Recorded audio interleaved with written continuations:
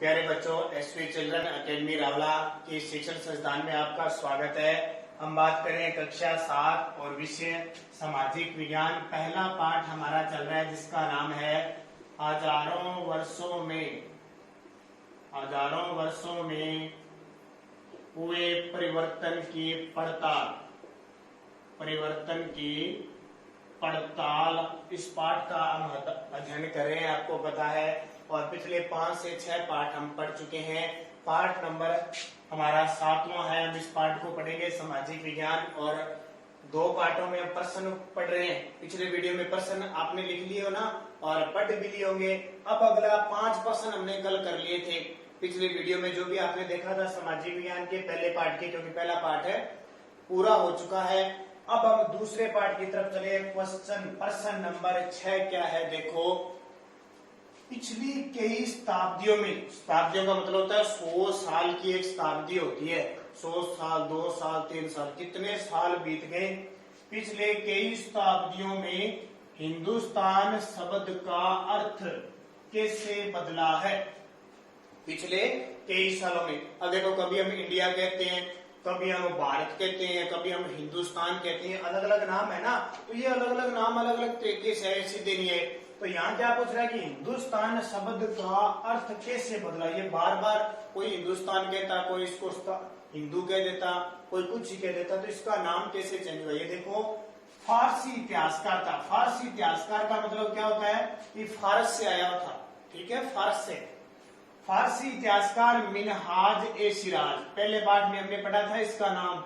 मिनहाज ए सिराज ने पंजाब, हरियाणा व पंजाब राज्य, हरियाणा राज्य जानते हो ना, और गंगा यमुना, जहां जहां गंगा बहती है, जहां जहां यमुना नदी बहती है, के बीच में स्थित इलाकों को हिंदुस्तान कहा था। ठीक है, आपको प्रश्न आ गया, पिछली कई शताब्दियों में हिंदुस्तान शब्द का अर्थ कैसे बदला।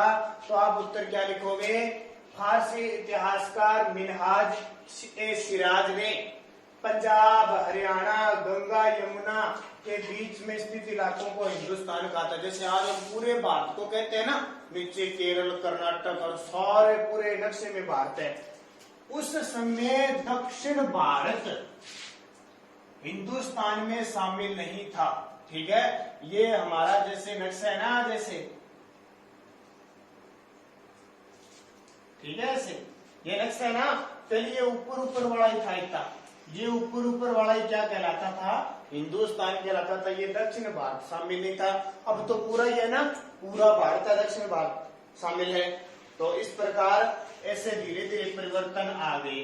और देखो, फिर देखो 16वीं सदी में बाबर आया, मुगल बादशाह बाबर का नाम सुना है ना। बाबर ने इस उप महाद्वीप के भूगोल, इसके क्षेत्रीय विस्तार को देखा, पशु पक्षियों और यहाँ के निवासियों की संस्कृति का वर्णन किया है, उसे इसने हिंदुस्तान कहा है। किसने 16वीं सदी में बाबर ने कहा कि ये जो उपमहाद्वीप है हिंदुस्तान है, इसके भूगोल को देखकर पशु पक्षियों और यहाँ के निवासियों का एक इनकी संस्कृति कैसी है वर्णन किया है। किस नाम पे, हिंदुस्तानी के हिंदुओं की संस्कृति कैसी है, वहाँ के पशु पक्षी कौन रहते हैं, कैसे रहते हैं, उनकी भौगोलिक स्थिति कैसी है। तो बाबर ने परिवर्तन हो गया, इसने तो पंजाब हरियाणा को कहा। अब 14वीं सदी में, कौन सी सदी में, 14वीं सदी में कवि अमीर खुसरो ने हिंद शब्द का प्रयोग किया था। पहले कर दिया था हिंद, ठीक है, हिंद किया। हिंद में रहने वाले सारे फिर स्थान, हिंद में जहां हिंदू जहां रहते हैं वो स्थान हो गया, क्या कहलाया, हिंदुस्तान। धीरे धीरे हो गया ना। तो ये आपके 6ठे प्रश्न का उत्तर। 7वां प्रश्न देखो, जातियों के मामले में कैसे नियंत्रण किए जाते थे। जातियों के मामले में कैसे नियंत्रण किए जाते थे, 7 नंबर प्रश्न हो गया। तो इसका उत्तर आप क्या लिखोगे। लोगों के व्यवसाय का मतलब काम क्या करते हैं। कोई खेती करता है, कोई पशुपालन करता है, कोई और काम करता है, अलग अलग सारे जो काम करते हैं ना, वह उनकी पृष्ठभूमि का मतलब वो किस तरह रहते हैं, कहाँ रहते हैं, उनकी संस्कृति क्या होती है, को देखकर जातियों और उपजातियों में बांटा जाता है। व्यवसाय कैसा है, ठीक है, उनकी पृष्ठभूमि कैसे है, को देखकर जाति उपजाति में ऊंच नीच का भेद होता था। जैसे आज हम कहते हैं ना, जो मंदिर में सेवा करते हैं हम उनको क्या कहते हैं, ब्राह्मण। पंडित कहते हैं ना, उच्च होते हैं, कोई भी सलाह लेते हैं उनसे लेते हैं। खेत में जो काम करता है वो कौन सा हो गया, किसान हो गया ना। कोई लकड़ी का काम करता है, बढ़ई हो गया, कोई जूते गाड़ने का काम करता है, चमार हो गया, कोई लोहे का काम करता है, लोहार हो गया। ऐसे काम को देखकर, उनके तरीकों को देखकर क्या हुआ, उपजातियों में बांटा जाता है। किसी भी विशेष जाति को दर्जा प्राप्त नहीं था, किसी भी विशेष जाति को दर्जा नहीं प्राप्त था। अपने अपने समय, अपने अपने क्षेत्र में सारे थी। कुछ इलाकों में नियम बनाकर जाति पंचायत बनी हुई थी। अपने अपनी जाति के लोग अपने अपने नियम रखते थे, कानून रखते थे अपने अपने क्षेत्र में। कोई भी इनका मामला, देखो लड़ाई झगड़ी तो पहले भी चलती थी, आज भी घरों में चलती है, समाज में चलती है ना। उन जो लड़ाई झगड़े हैं उनको निपटाने के लिए जाति पंचायत होती थी। वो अपनी जाति में क्या करते थे, निपटारा करते थे। जो सब अपने क्या लेते थे, फैसले लेते थे। तो जातियों के मामले में ऐसे नियंत्रित किया जाता था। अब दोनों प्रश्न आप उतार लो, आपको 1 मिनट देता हूँ, साथ साथ में उतार लिया करो। उतार लो आप दोनों प्रश्न।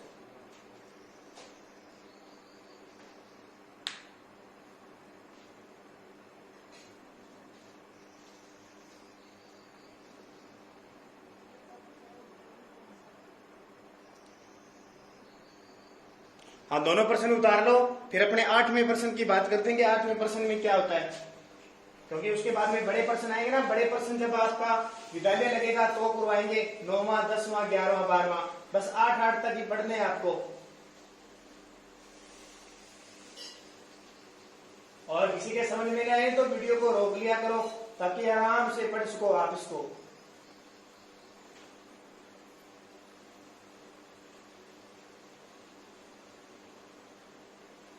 उतार लो फटाफट सारे विद्यार्थी, और याद किया करो इनको साथ साथ, ताकि आप भूलो नहीं। ये तो विद्यालय लगेगा, फिर भूल जाओगे सारा कुछ।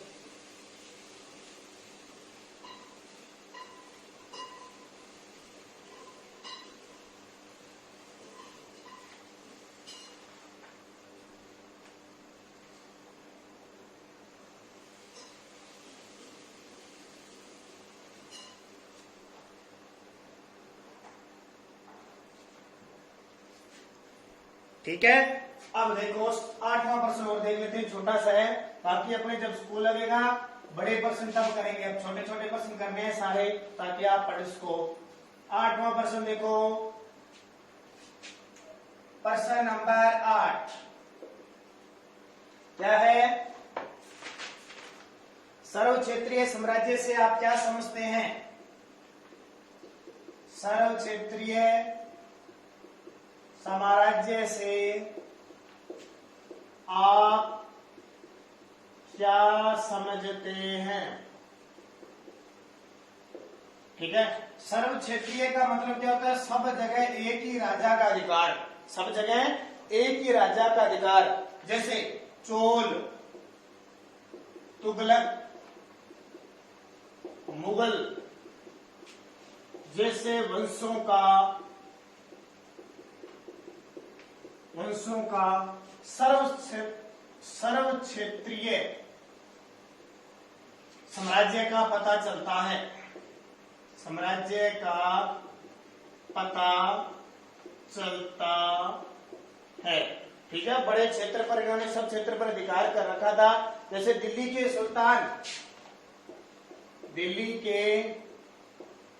सुल्तान गयासुद्दीन बलबन ने पूर्वी बंगाल से लेकर गजनी अफगानिस्तान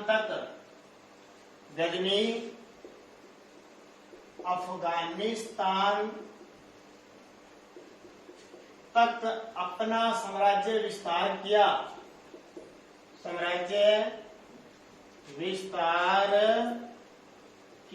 ठीक है, ये होता है, एक उदाहरण देते हैं, अपने ज्यादा नहीं पढ़ेंगे। चोल, तुगलक, मुगल और भी बहुत है जैसे वंशों का सर्व क्षेत्रीय साम्राज्य का पता चलता है। दिल्ली के सुल्तान गयासुद्दीन बलबन ने पूर्वी बंगाल से लेकर गजनी अफगानिस्तान तक अपना साम्राज्य विस्तार किया था। और भी राजा थे बहुत जिन्होंने अपनी अपनी सेना अलग अलग क्षेत्रों में विस्तारित की थी। बस आपको इतना ही पढ़ना है, सर्व क्षेत्रीय साम्राज्य से आप क्या समझते हैं, तो बस उतार लीजिए। और ये आपका पाठ पूरा हो गया। बड़े प्रश्न आपको जब आपका विद्यालय लगेगा उसमें करवाएंगे। कल अगला पाठ हमें पढ़ेंगे।